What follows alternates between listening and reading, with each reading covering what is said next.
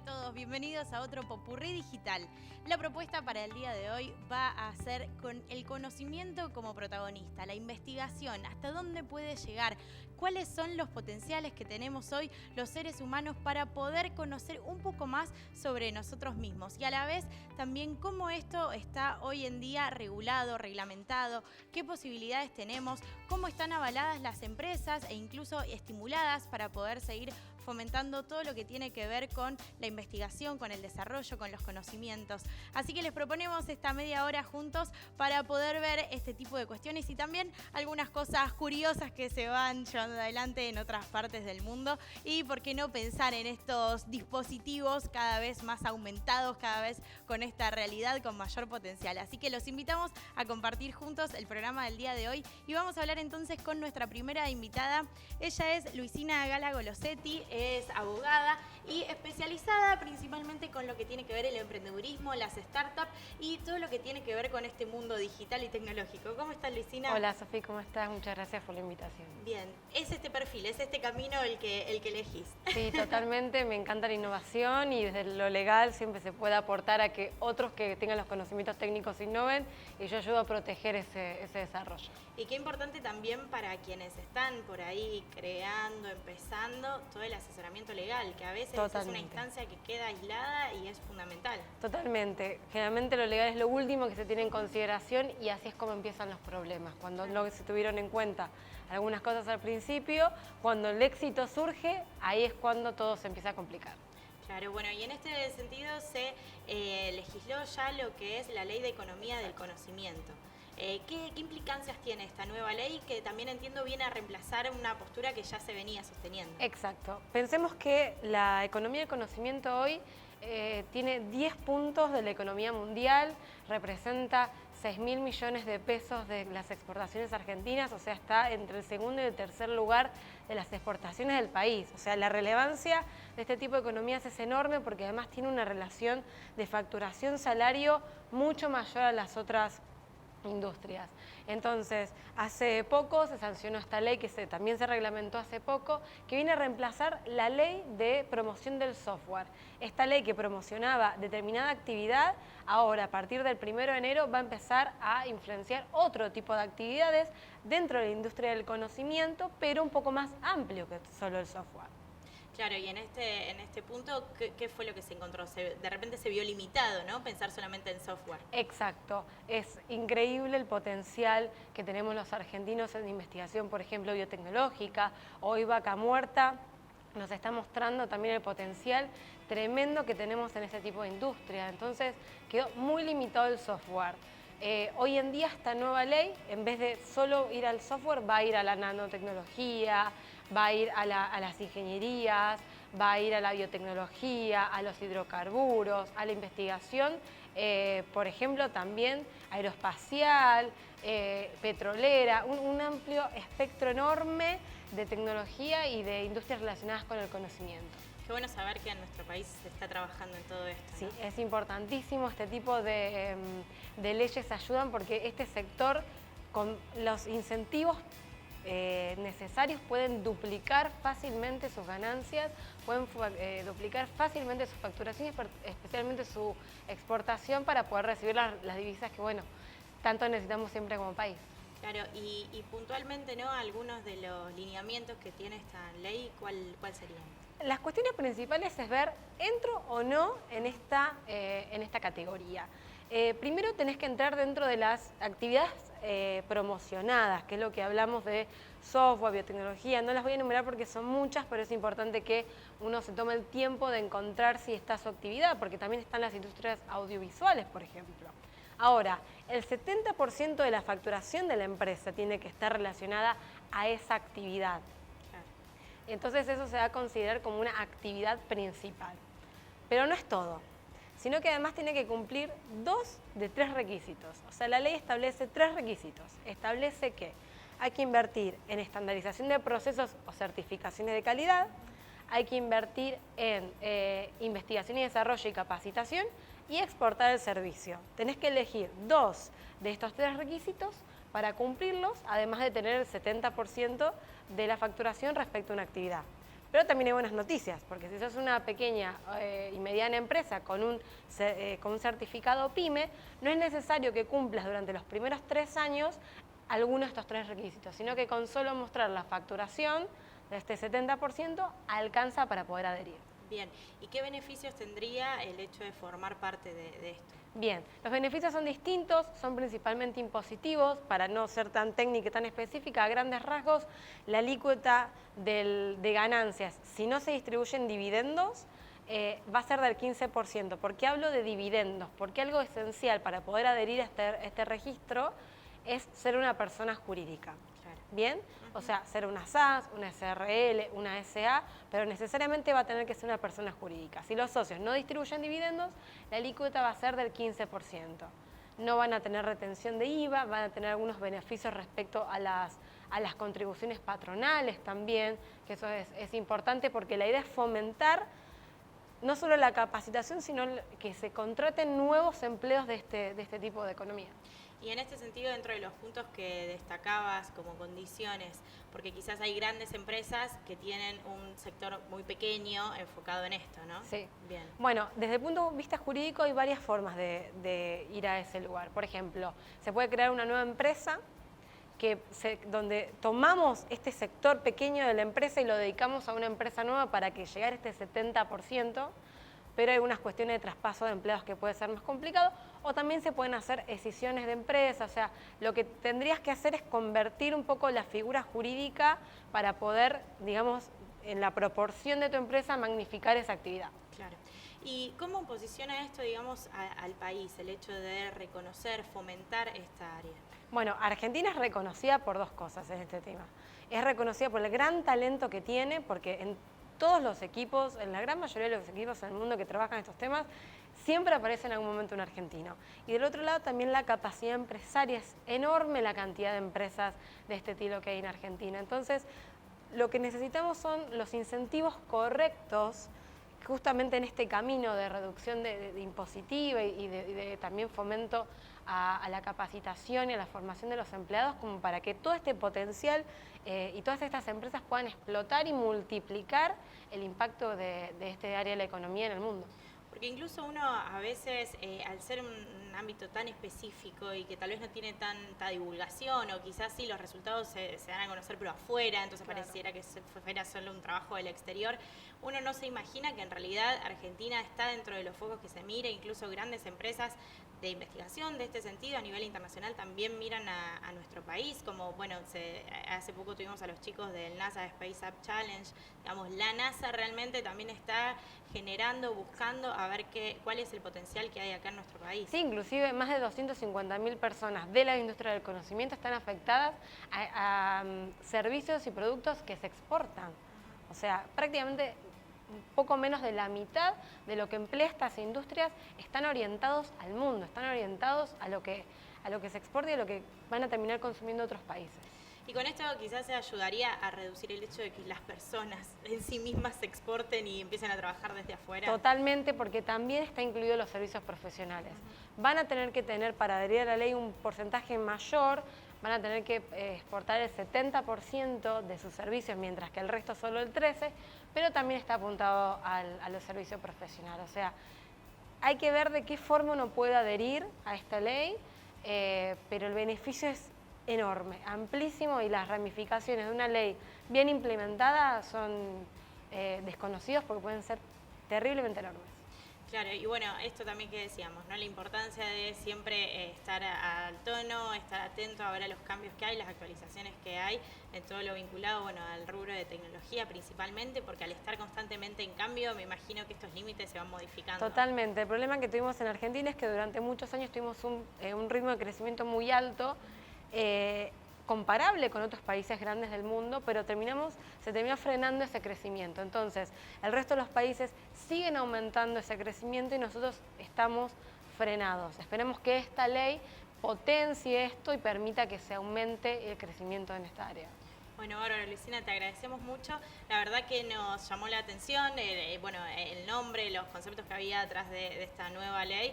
Y bueno, queríamos conocer un poco más por eso, para estar a tono y poder saberlo, Bárbaro. así que clarísimo. Bueno, a disposición para resolver cualquier duda. Bárbaro, y sí, estaremos en contacto porque, como decimos, esto hay siempre un poquito más para conocer. Muchas gracias.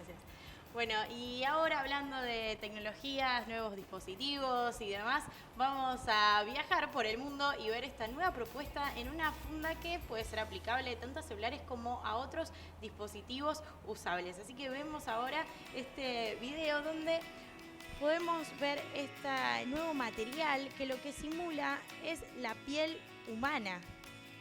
Es de esta forma que uno puede llevar adelante acciones como cosquillas, caricias, pellizcos y este material responde a ese incentivo que se hace. Esto es para usar en diferentes dispositivos portátiles. Fue desarrollada por investigadores de la Facultad de Ingeniería de la Universidad de Bristol y con esto entonces imitan la apariencia de la piel humana y también la resolución de detección. Con esto adoptan un enfoque bio para desarrollar una membrana de silicona multicapa que imita las capas presentes en la piel humana. Está formada por una capa superficial texturizada, una capa de electrodos de hilo conductores y una capa de hipodermis. La interfaz es mucho más natural que una carcasa rígida y además detecta gran cantidad de gestos realizados por los distintos usuarios. Como resultado, la piel artificial permite a los dispositivos en algún punto sentir el alcance del usuario, su presión y ubicación y puede detectar diferentes interacciones. La piel artificial fue ampliamente estudiada en el campo de la robótica, pero con un enfoque en la seguridad, la detección o los objetivos cosméticos. Esta es la primera investigación que analiza la explotación de la piel artificial realista como un nuevo método de entrada para aumentar los dispositivos. Esta superficie táctil puede ser usada en computadoras, en relojes inteligentes, para demostrar cómo los gestos táctiles pueden transmitir mensajes expresivos para la comunicación mediada por computadora con humanos o personajes virtuales. Es en este sentido el gran potencial que tiene la cantidad de usos que se pueden imaginar para esto y bueno, quizás sea el principio de otra cantidad de desarrollos que se puedan llevar adelante. Así que traemos acá un ejemplo para poder ver y bueno, después será cuestión de esperar para qué rumbos empieza a tomar y qué caminos va derivando. Y ahora estamos con nuestro siguiente invitado, se trata de Ramiro Colabianchi, él es genetista especializado en fertilización y bueno, tenemos mucho para conversar con él. ¿Cómo estás, Ramiro? ¿Cómo te va? Muy bien. Un gusto poder estar con vos hoy. Bueno, una introducción a esto, ¿no? Un celular que imita la piel humana. Sí, es un poco la idea de clonar células también hace generar piel. Así que bueno, se van conjugando la ciencia médica con la ciencia tecnológica. ¿Y cuánto debe repercutir el hecho de un primer descubrimiento para después todo lo que puede potenciar, ¿no? Sí, eso es un poco la base del por qué la ciencia básica es tan importante, que es algo que está muy en discusión en la actualidad, que parece que estuvieran estudiando cosas que no son útiles, pero es como vos decís, es el puntapié para muchas otras cosas. ¿Y cómo estamos en relación a lo que tiene que ver la genética, algo tan fundante en el ser humano? ¿Hasta dónde llega nuestro conocimiento hoy en día? El conocimiento sabemos más, estamos pudiendo ver más cosas de las que podemos entender. Ese es el punto en el que estamos. Desde que se planteó leer el genoma completo, se sabía que íbamos a llegar a leer mucha más información de la que supiéramos interpretar, y estamos en ese punto. Yo cuento siempre que desde que yo empecé, lo que está pasando hoy, y no hace mucho que empecé en genética, a pesar de que parezcan muchos años, hoy era ciencia ficción en ese momento, poder estudiar el ADN, leer partecita por partecita, que sería secuenciarlo. Nosotros, nuestra información son letras, y estudiar esas letras, interpretarlas era algo muy raro. Teníamos 2 o 3 estudios muy básicos y nada más. Entonces hoy aprendemos a conocer cómo estamos hechos, cómo funcionamos y cuáles son los problemas de esa función, que serían las enfermedades. Pero nos falta muchísimo. Del genoma podemos leer todo, pero no interpretarlo. ¿Y hasta qué punto es recomendable llegar? ¿Cuánta información estamos dispuestos a conocer? Ese es un punto muy importante, porque lo que aprendemos a hacer en el consultorio es empezar a respetar la voluntad del otro, porque en genética hablamos casi siempre, en la gran mayoría de las veces, de probabilidades, porque lo que está escrito en los genes no siempre se va a expresar, ya sea la probabilidad de una enfermedad o un rasgo. Eso está visto en la clonación. Cuando se clonan podemos ver que el clon no es exactamente igual porque el medio ambiente termina influyendo. Entonces eso que sabemos, nosotros tenemos que preguntarle a la otra persona cuánto quiere saber, y es un punto de debate, ese cuánto querríamos saber de todo lo que se puede saber, porque podemos pronosticar muchas cosas hoy en día. Lo que hay que saber es si ese individuo quiere o no, es conocer ese pronóstico. Y ahí está la otra parte, que también vos un poco lo dijiste, que a partir de esa información puede haber alguien que pueda hacer un mal uso y discriminar, por ejemplo, en un seguro de salud, en una obra social, en un trabajo. Es complejo. Y por este lado vos hablás de lo que podemos conocer, y a su vez, por el otro, ¿cuánto podemos intervenir en eso que sabemos? Y está empezando a intervenirse. El conocer el mecanismo está llevando a que podamos intervenir. Ya hay trabajos de lo que se llama terapia génica, haber cambiado una porción de un ADN que está fallado por uno que no lo está. Y eso tener como consecuencia embriones libres de una enfermedad. Es muy puntual lo que se hizo por ahora, con resultados inesperados en su momento, como siempre digo, porque no se esperaba encontrar, lo más difícil era encontrar lo que nos llamamos vector, cuál es el mecanismo para llevar ese ADN sano es una palabra que no mucho no me gusta usar, pero ese ADN que no está dañado y reemplazar el dañado. Hoy se consiguió, falta mucho porque no todos los mecanismos son iguales, pero en el que se utilizó se consiguió hacer embriones que están bien. Las alteraciones en genética tienen diferentes niveles, por decirlo de alguna manera. Algunos que es como haberse dañado un piso entero de un edificio, eso no tenemos muchas posibilidades hoy de modificarlo. Y cuando se dañó una pieza de ese edificio, puede ser un ladrillo o una puerta, sí podemos cambiar ese gen que sería el que está dañado y poder generar una situación de beneficio. ¿Cómo está Argentina en cuanto a posibilidades de poder trabajar a este nivel? Bien, bien. Primero porque el recurso humano es de excelente calidad. La capacidad de estudio y de formación está en los niveles más altos.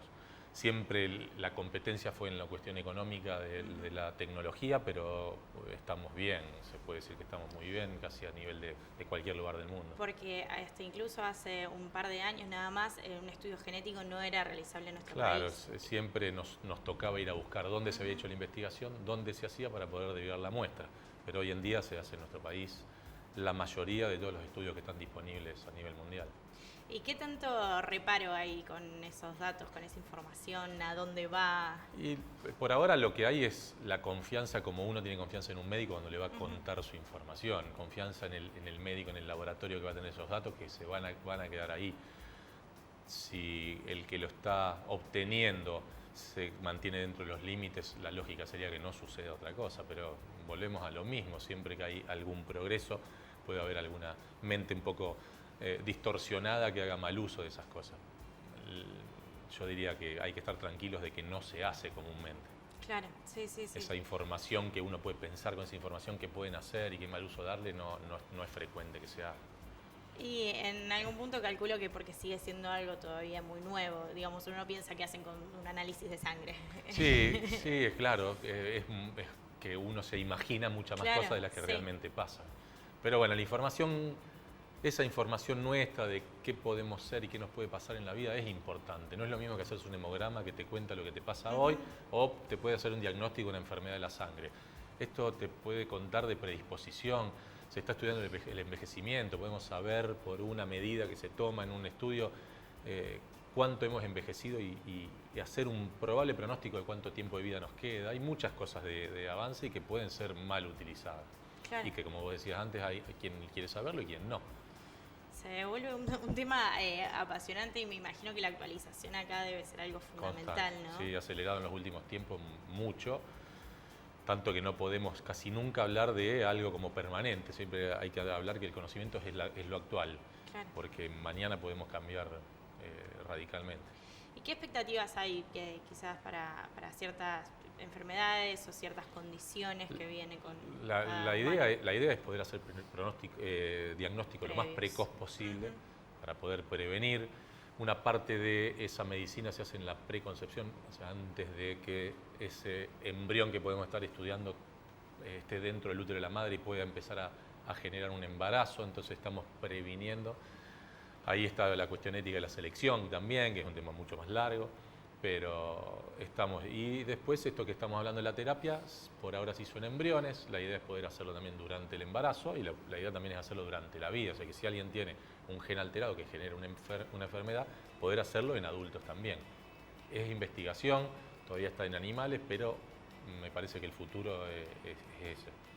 ¿Y cuánto cambia, bueno, vos mencionabas la etapa, ¿no?, de un embrión, cuánto cambia en nuestra cabeza, ¿no?, la posibilidad de pensar en un bebé desde el momento cero y ya conocerlo? Ni hablar ahora que uno tiene la posibilidad con esto, con las ecografías 4D y demás, un acercamiento mucho más profundo e intenso que lo que era antes. Tenemos todavía el beneficio de que el medio ambiente hace mucho, entonces todo lo que podemos conocer de los genes tiene una base de información. Y que, de nuevo, el medio ambiente, la rama de la genética que lo estudia es la epigenética, y ese impacto del medio ambiente no podemos valorar cuánto es lo que está en los genes y cuánto es lo que hace el medio ambiente. Entonces eso es como un beneficio frente a eso, que podemos saber todo, no, si vamos a saber una predisposición, los genes predisponen a un tipo de piel y después exponerse a ciertos químicos, al sol como un tóxico, puede modificártelo. Todo, desde ese punto hasta todo lo que te puede pasar en la vida va cambiándose por el medio ambiente y además es dinámico ese cambio. Nuestra vida va cambiando, deja huella en nuestra descendencia, nosotros tenemos huella de nuestros ancestros, pero es dinámico, lo podemos modificar. ¿Para bien o para mal? Para bien y para mal, exactamente, porque el medio ambiente actúa apagando y encendiendo genes. A veces hay genes que encendidos son beneficiosos, otros encendidos son perjudiciales y viceversa. Entonces el medio ambiente tiene ese juego de ayudarnos o perjudicarnos. Bueno, y también está bueno para sentirlo como un tope en lo omnipotente que nos sentimos. Exactamente, tratar de encontrar un límite. Claro, sí, sí. Es así.